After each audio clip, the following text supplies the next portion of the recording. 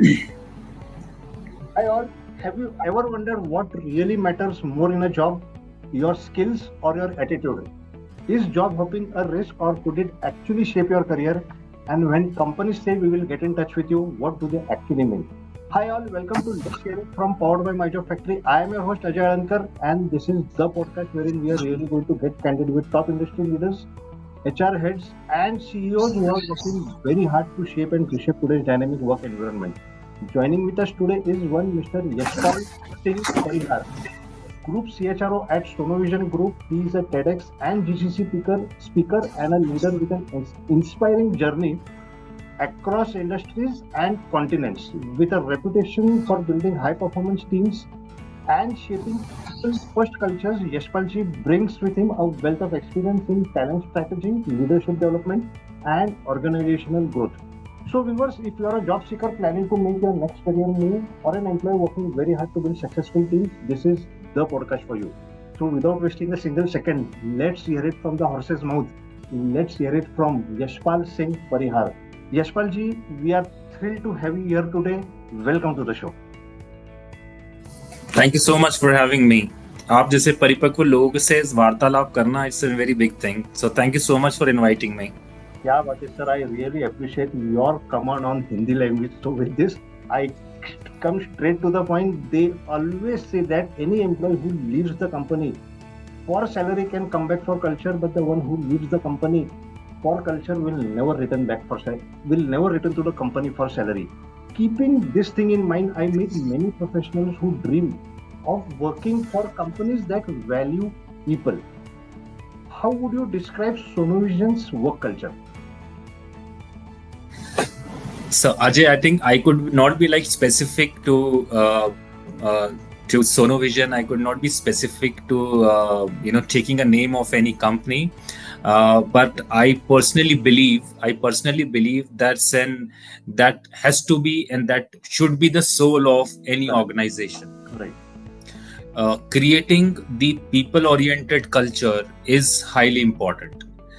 Let me tell you the reason behind. So the leadership has been, it has been very difficult. You can't expect the same leadership what it used to be before. And the only reason is that you're dealing with not just with the Gen Zs, what you can call, right. You're dealing with right now in the condition in this environment, right? You deal with human ambitions, you deal with human anxiety, right? You deal with so many factors and so many things in the employee, wherein if you will not bring in a positive culture in any organization, that will not help you to get it routed towards the positive direction. So what I believe that creating a positive culture is not just by giving the the compensation, the money. Right. It definitely includes lot of other things, right? Be it having the positive leadership right from the top level, be it creating the the succession plan, be it creating the learning and development for the people. Right. And also that should not be the toxicity and there should not be the biasness, which could be the major factor of having the bad or a negative environment in the premises or maybe in any organization, in any office. So and the question comes in, how are we going to do that? So is to be very honest, I think what I believe is this could come from a top leadership. Have you ever heard a term called in pyramid, which has a top of a notch, wherein the top leadership has to understand what could be delivered at their towards the ground, right? And the message has to be very clear from the top leadership itself to creating a positive environment, right? And how we can do it in providing the ownership to your people, to your juniors, to give them the ownership to their juniors, right? And the time you're going to start doing that and creating an untraditional environment in the organization, right, which could not be biased to anyone, right? This will definitely impact and to create a positive environment, and that probably comes from the top leadership itself. Wow, what an amazing and an insightful answer. I quickly move on to the next question. It's all about recruitment, hiring. Job seekers want to know what qualities or what is any company's hiring philosophy. So coming back to this point, what qualities or mindset do you personally look for when hiring young talent, including the young talent, the Gen Zs, the freshers, the mid-level and the top-level job seekers at your company? Ajay, I think this has been the question. Is like major one. I mean, you want to say something? Yeah. Beyond resume, beyond the skill sets, some qualities. Exactly. I was about to come on that. I was about to come, giving my same answer that let's not talk about the resume. Let's not talk about what skills you need, and let's not talk about some of the regular question what you hear and some of the regular answer what you hear. Right. What I personally believe that if someone wants to do a job, right, it could be his or her interest, right. So I can give you some of the great example what you probably see in your day-to-day life, while going for a meeting, while attending any interview. So just an example, if I'm sitting in this room right now and if would like to interview someone, the candidate comes in, walk in the cabin, and then I'll just see that person at the beginning and then say, okay, hi, hello, right? If I don't smile, if I don't greet the person with a smiling face, which means that I'm not interested in taking the interview. That will go similarly to the person who is coming and giving the interview, coming up with a smiling face and giving an impression that he and she is really interested in coming and spending time in giving the interview and looking to build the career in the organization, right? So for an interviewer, the first phase is to see the way the person greets, the way the person smiles, and the way the person shows the interest in opting that job, right? This would solve the major problem of any person, and it is not just the interviews, Ajay. I could say this could be a case for anyone at any level. Foreign business people, foreign sales people, you are going for a business meet, you are going to break any deal, right? Unless you show the interest, right, the other party will not feel interested in talking to you. And if you shown the interest in the way it should be, then you probably solve half of your problem right then and there. Like the way he carries himself into the interview room, many HR managers have told me, like the first 30 seconds we have already decided whether to reject the candidate or to select the candidate. His interest level is basically a face which you have rightly highlighted. So that could be the habit, Ajay. That could be the habit. I'll tell you one thing. It's not just about the interview. It's not just about breaking the deal and going for any business meet, right? Even if you have got a job, you are in any organization, right? Your journey can't stop at one level, right, on which initially you have joined. Every person is looking to grow in his or her career, right? The way you act, the way you show interest and the willingness in being into the job, right, and the way you are creating the impact within the team is also create a big difference. And how are we going to do that? We are going to partner well, we're going to pioneer well, right? We greet other colleagues of ours with positivity, right, with more support, right? All these factors, right, and which is like in soul, like I said, that it's all about creating the first impression. Willingness to do something can solve half of your problem. Yashpal ji, you just spoke in detail about willingness to learn, the support given by the company, by his seniors. So how important is continuous learning, skilling and upskilling important at Sonovision? Again, I can talk about Sonovision for sure, and it's not just with Sonovision. I think it's again for any organization. Nowadays, the world, that the transformation is a part of the world, not just for our country. Upskilling is something which everyone looks into. What is important for any organization and what is important for us also, to bringing the succession plan right from a junior level to a senior level, right? So what I believe, right, there's no one there into any job or any corporate or in any organization who can't be replaced, right? I mean, everyone at certain extent has to maybe go on the another level or maybe someone has to retire, right? So everyone, right, who is there, right? Again, the willingness comes into the picture, right? Whoever is willing to get and replace to another role, right, that person can be fit in, right? And any organization, in any department, if there isn't great succession planning, that can upskill, that can give and leverage, in any organization to bring in more credibility towards the business and toward the operations. Yashpalji, moving on to the next question very quickly. It's again on job seekers getting selected, rejected at interviews. I have started getting a lot of WhatsApp messages and LinkedIn DMs also.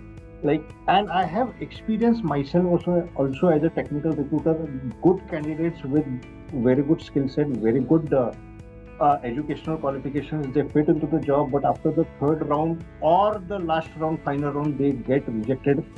After talking to the HR, we do get the feedback, but then there are some common mistakes. So what are those common mistakes do you see when candidates make during interviews, typically the second round or even the final round?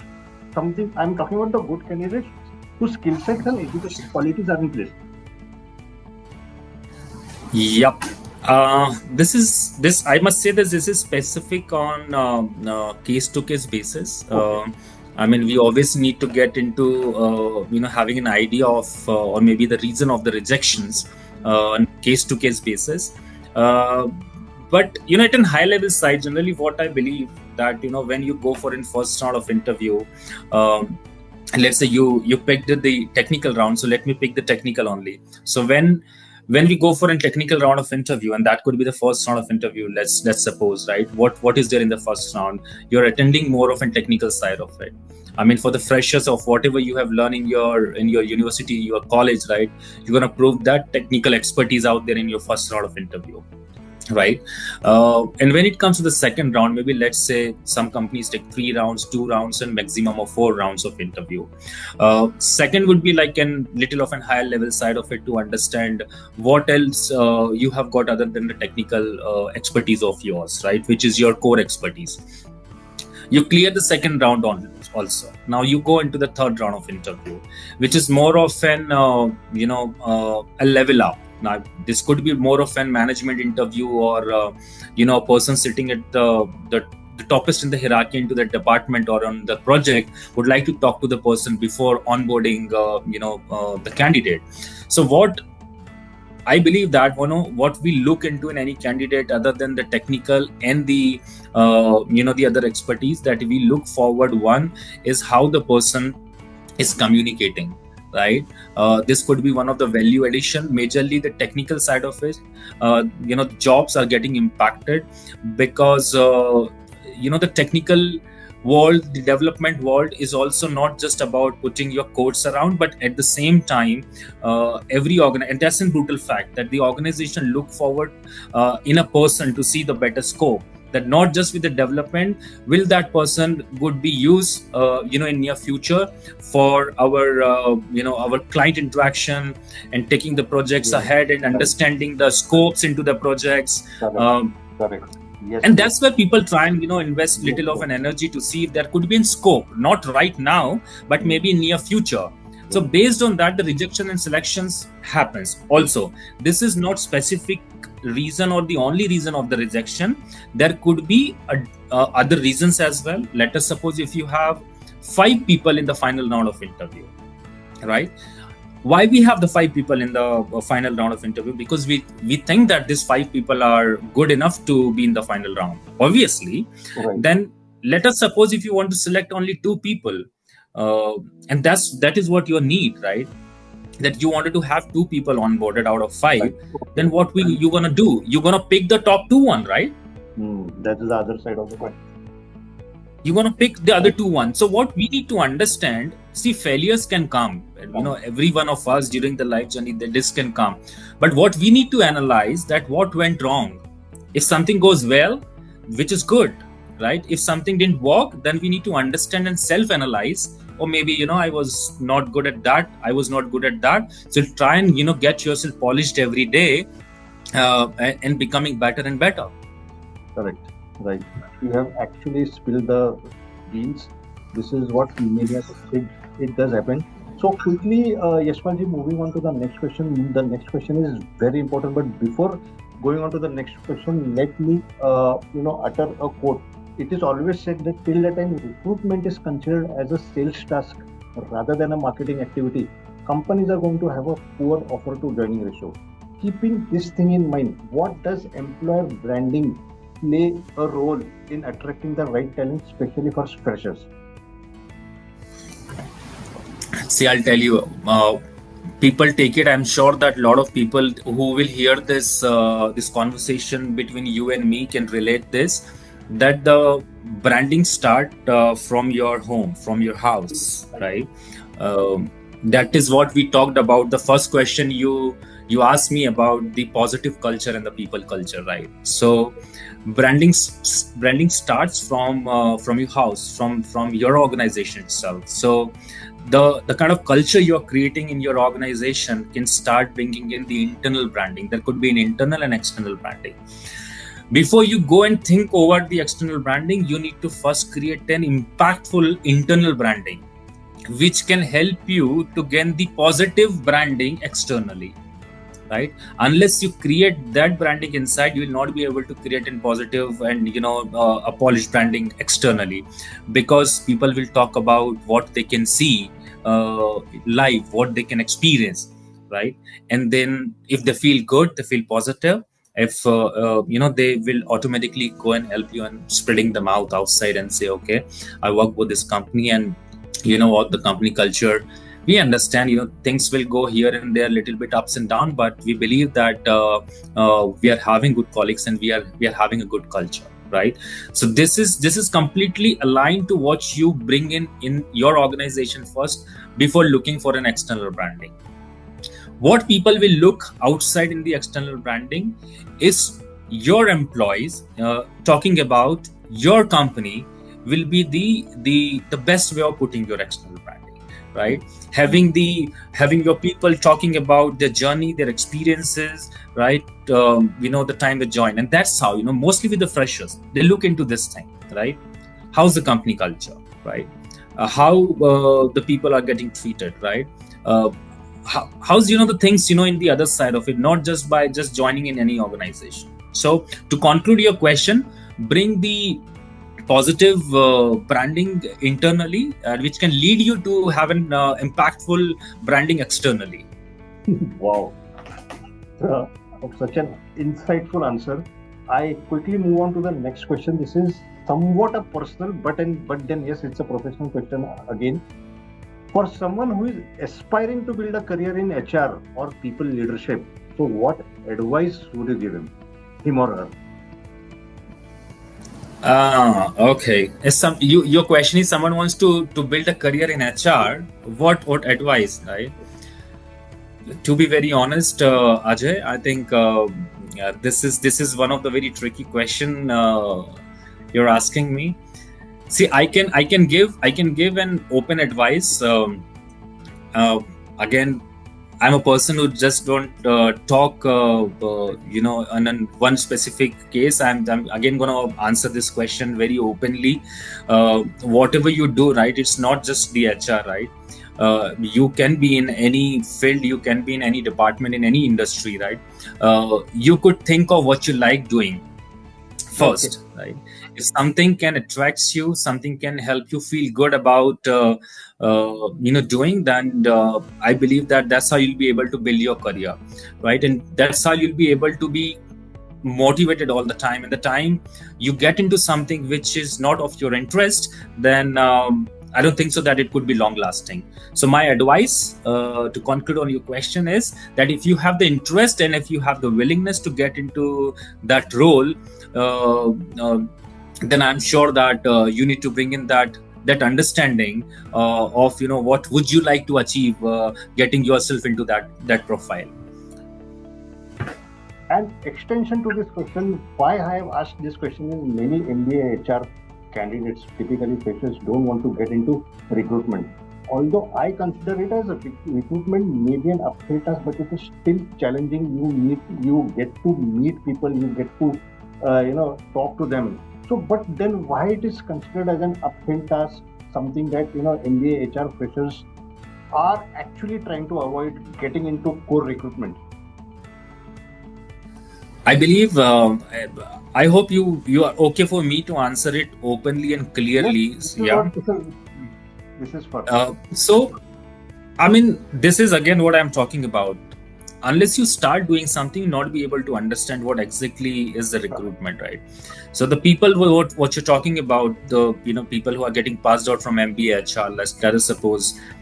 I don't think so that they have done the recruitment. I think, and it's not again just about the recruitment. Unless you start doing something, you will never know how the job looks like, right?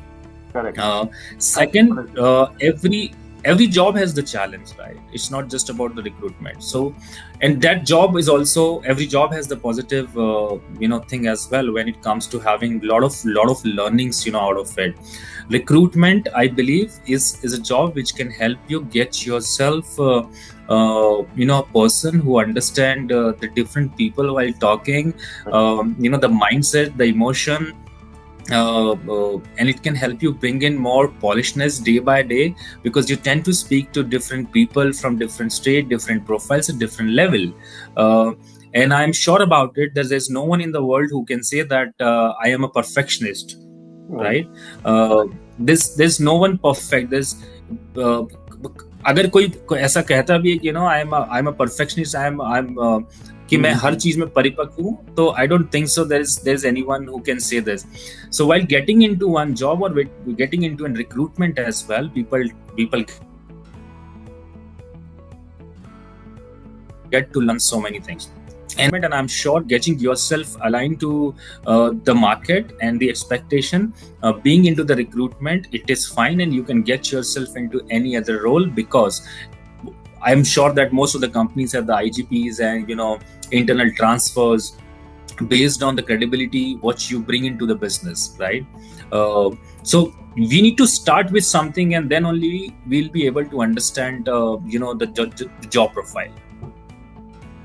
Yashpal ji, coming to the last question, I would have wanted to continue this conversation for a longer time, but then I understand the time constraint. I come to the last question of this particular episode.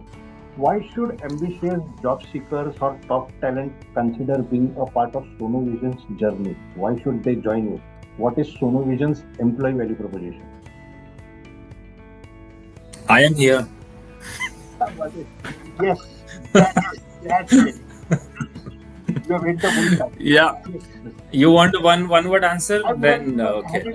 Just joking. No, it was joking. In fact, I would have if I would have been 20 years younger, I would have wanted to work with somebody who has No, I think answered the question actually. You have answered the question. Yeah, so I must say that see, again, I mean, through my leadership, what I believe, I'm talking to all the operation directors and the board of members and all the stakeholders in the organization as well.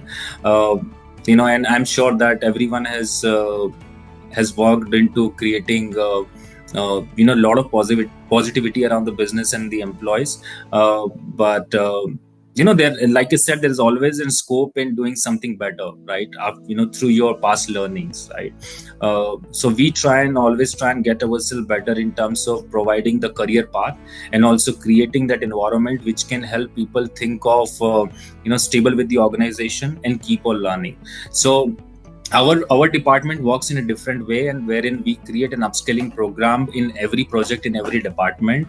So the people will not feel, I mean, based on their abilities, based on their potential, those people can be transferred to the project on as per their wish. And obviously there could be in business reasons, restrictions, but yes, the environment and the operations what we have aligned is in a way that people get trained and can be transferred to the different projects, and with every employee what we have in the organization. Great. But your first answer was much more better than I have really liked that answer. Last but not the least, Yashpal ji, I understand it's a time constraint, but then there is a surprise element. We are starting a rapid fire round. I expect you to answer it in either one word or in very short and compact sentences. My first question to you comes right away. What's the first word that comes in your mind when I say leadership? Ownership. Career Question. myth, one career myth that you wish people would stop believing. There are a lot of myths about careers. Yeah. Overthinking. Okay, great. Uh, Job security or growth opportunities? Which one would you pick? This is parallelly at the same time. Job security is also important, and Okay. the career path is also important. That would go parallel to parallel. Whom would you select? Candidate personas or job seekers? Again, isn't positive and negative from both the side. Job seeker who is actually in the need of job will definitely Both going to have a different side of it, and the candidate persona can immediately bring in the credibility. So both has a different side of it. have their different angles. Lastly, if you were not in HR, what you would have been doing today? Footballer. My goodness, my goodness. So, Yashpal ji, thank you so much. It was such a wonderful and a learning episode. I am sure the job seekers would have really enjoyed this.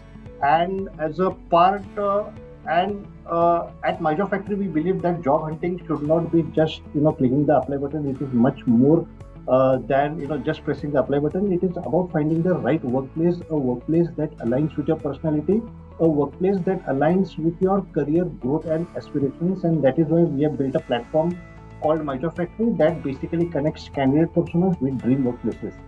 And Yashpalji, coming back to you, as a thank you, we are offering you 3 free job postings wherein you can showcase your company culture through photos and videos. You can put into practice various employer branding ideas, and you can present your employee value proposition along with detailed job descriptions on My Job Factory in order to attract top talent and build engaged teams. So, viewers, if you're a job seeker, please log on to myjobfactory.com now, wherein you will see we have turned simple job listings into real workplace stories. The job you might be dreaming for might just be there. And viewers, if you're a CEO or an HR leader wanting to share your hiring story, your company's philosophy, please get in touch with us. We would be more than happy to feature you on this podcast. So, viewers, bye for now. Please take care, and please do not forget to hit the subscribe button to stay updated. Thank you, Ajay. Thank you for your time.